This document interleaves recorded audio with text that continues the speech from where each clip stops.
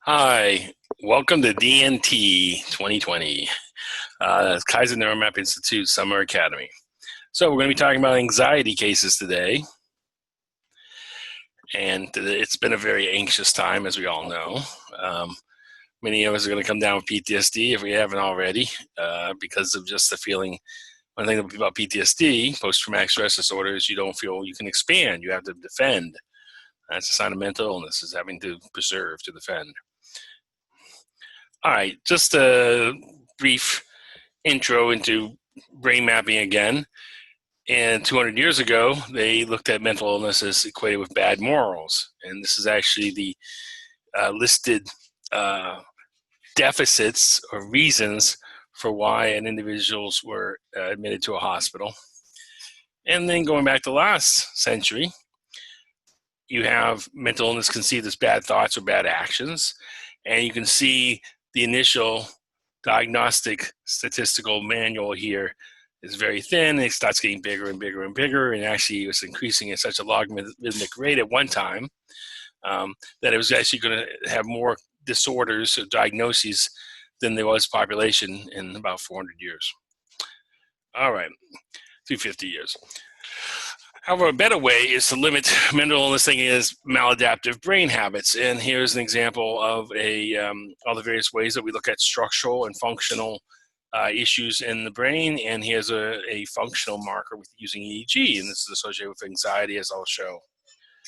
All right, so we know the term, we've always heard there's a phrase that goes, the anatomy is destiny, and that was Freud's statement that was kind of negative, and really anatomy is ongoing. Anatomy is saying anatomy. It's constantly ongoing when it comes to the brain, neuroplasticity.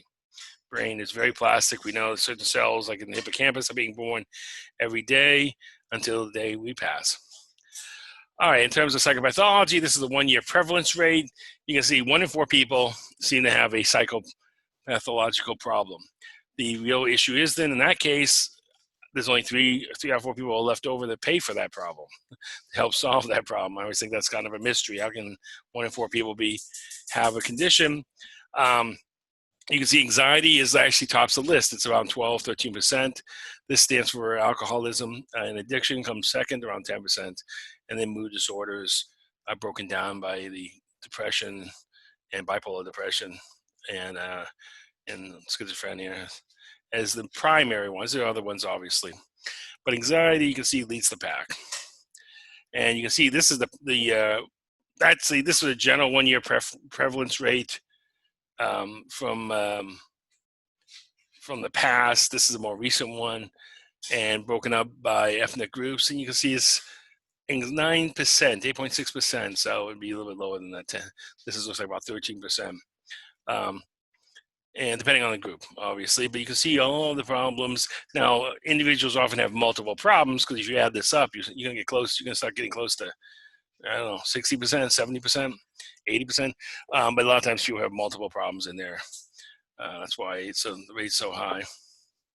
Okay, just taking in terms of how neuroplasticity and how the anxiety can be viewed as brain function or brain dysfunction. I got highlighted here anxiety. This is showing the various, some of the networks, and we're going to be talking about this, the temporal amygdala orbital frontal network. This is actually a white matter tract in here on the left and right side.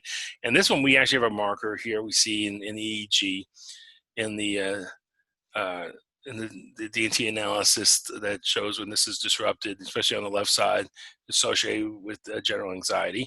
It's not really listed here. They don't bring up here. These, they have other disorders, but we see anxiety there, but we also see anxiety when you have issues here, PTSD, when you have this back area, the posterior cingulate's messed up. Okay, you can see all the conditions associated. Here's the default network way of looking at it. You got this is the posterior cingulate in the area nearby that it recruits. You can see this is actually a structural view. This is your white matter tracts around it.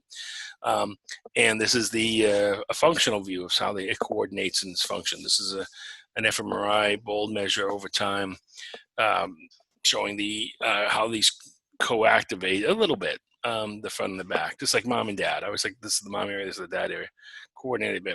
And then you have some other, what I call the wings, the parietal lobe area, and the temporal lobe areas are associated with this default network. And when that goes astray, you have many problems. It's like the foundation for our states.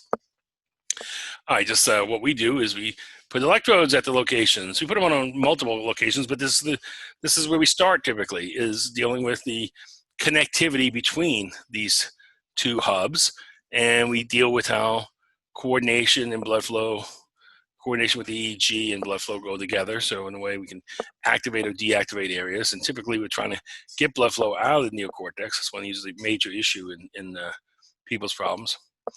And when first we got to do is find out what's going on with someone. They come in with some conditions, they complain about some symptoms, their spouses, friends, or parents, siblings complain about what the behaviors are. Well, an EEG gives a really much better, like, objective assessment of what's going on. And we start with a 19-channel electrode cap. It actually isn't that busy. That one's more like 64.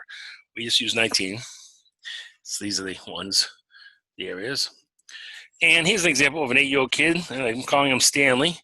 And he showing some unusual slowing in the back of the head. You see, slowing is not a good sign, especially during, it depends what you're always doing in terms of what you're recording something. Its meaning is always determined by what's the condition the person is doing. Are they solving a math problem? Are they having their eyes closed and resting? Letting the mind wander? Are they looking at something like a painting? Are they playing a video game? Whatever they're doing, that will change what goes on. It's all about context in that essence, but in eyes closed conditions, eyes closed 3, the third location, you can see some slowing.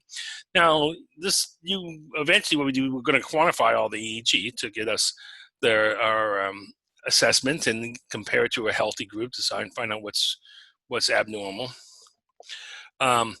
But first, when we start the first assessment, we do is we just sum up the activity of all the various frequency elements, and we just do 1 hertz bins, and typically we go from like 2 hertz out to like 45 hertz. So we got the 2 hertz, how much amplitude of that, how much incidence of that, 3 hertz, 4 hertz, and we call it spectral magnitude, 5 hertz. But using spectral magnitude, you get a better measure that works statistically better. It's similar to relative magnitude, but it's called spectral entropy, and that's what we're looking at here.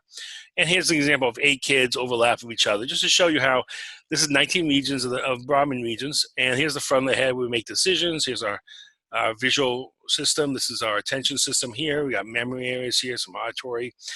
Everything's in 3-dimensional space, which is why we just kind of have to use the labels. It's sometimes it's on the left or right, but sometimes we just have to sequence it here. Body representation, some sensory strip. You can see some are having slower peaks. Once you get the front of the head at age 11, there's still some competition. The front of the head takes time to mature. It never gets done. It probably reaches its maximum connectivity around age 50. 45, 50, or maybe even later now that we're entering much more of an information age. But you'll hear like it takes you like 25 years or 30 before the front of the head is mature. Well, it's a level of maturity, but it's not done until at least 45, even past that point. Okay, this is what happens here. We go from 11 to 12. These are different individuals, obviously. This is not chronological. This is between subjects. But sometimes we'll see kids start getting a little bit fat. They're getting faster. And then here, I got an example of just a few 14-year-olds. But you have these harmonics. Now, harmonics are a problem. You have an alpha peak. You got some speed that you're sampling the world. An alpha peak is reflective of your sampling rate, how often you're taking in the sensory world. And here, sometimes you're firing twice. You're taking in twice. And we've seen this associated with a person literally ascribing too much agency. The bigger the harmonic, the more agency you're ascribing to the environment. So it's like the analogy I use is when you're driving down a deserted road, you have almost all the agency. Like you're just driving along. Whatever happens is because of what you decide to do. I mean, maybe 0.01% of the time something may happen, like a rabbit runs across the road, but most of the time you have the agency if there's no one around you. However, if you're in a crowded situation and you're driving along and now you have cars right in front of you, right to the left and to the right, you got to demote or reduce your agency and ascribe agency to them, because what they do, you've got to be attuned to what their actions are, because they can turn in front of you, swerve in front of you, and you got to then brake or get out of that lane or whatever. So that is in essence, of when the harmonic is necessary, when you're crowded by individuals driving on the highway. However, these are all recorded in eyes closed conditions. So this shows this one person, there's only one person has this really bad harmonic, has a habit of really sort of demoting their agency. In fact, I have a feeling that their alpha peak is one of these down here. It's probably not the peak there. It's probably one of these ones that hardly an alpha peak, because they're in this decision-making process. They're constantly deferring, not taking on those challenges. Well, harmonics can be a source of anxiety. There's actually about 5 neuromarkers that can show anxiety. Harmonics, for PTSD, we have the posterior cingulate and having theta unity issues. We'll see the solo act in harmonics coming up. We have area 19 and we have area 38L those are our 5 main neuromarkers.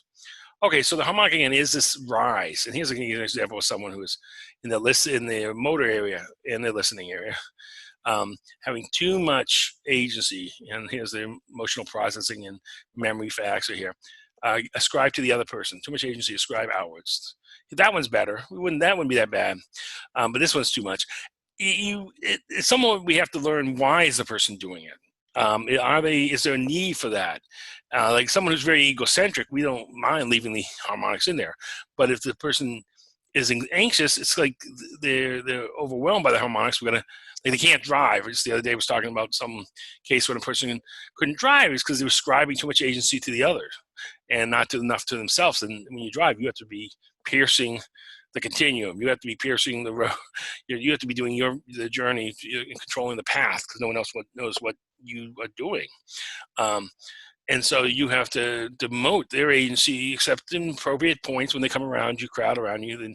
But still, you never want to make it so that their agency overrides yours, because you have to control your vehicle.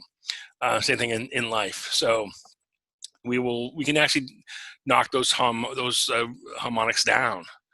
The most common one we see is a ×2 harmonic, where you have an alpha peak, let's say of like 10 or 10 1/4, and you'll see a harmonic around 20, 21 hertz. That's a ×2. Sometimes we see a ×4, that's gamma, excessive gamma. This thing you really can't see gamma. This is only going out to 30. Sometimes we go out to 36 in entropy, or 38. But we usually don't. We see sometimes we see the beginning of gamma in the spectral plots. We also see ×2.7. Those seem to be a little bit different than ×2. ×2 is almost like you have a single person who's still they're overwhelmed your agency, or you become so dependent on that person that you allow that single entity to really sort of be the template for how to interact with the world.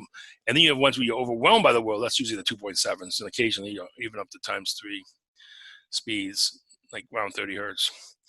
Okay, here is that kid again, Stanley, and you can see he's got a couple issues. One thing, he's actually got too little deficit. There's too little beta. He has a deficit in beta, very little beta. And he's, he at age 8, you should be going at least 8, really about 9 hertz. Typically, we have 9 hertz in your speed, and you can see he's peaking around 7. His back of the head is around 9, but everywhere else is around 7. So decision making and so forth. And he's got a lot of low frequency energy. You don't want to have really any energy below. You like almost everything to tail off, peak around the peak. In an eyes closed condition, it's all about what you're recording. Eyes closed, you like to have an alpha peak, a bell-shaped curve only, and have just reduce the energy as it approaches 0. All the energy from like 3.5 and below is literally a sign of the decortication. The neocortex on its own, just firing through its own activity, not really being governed by the sensory world. You don't want that. Okay,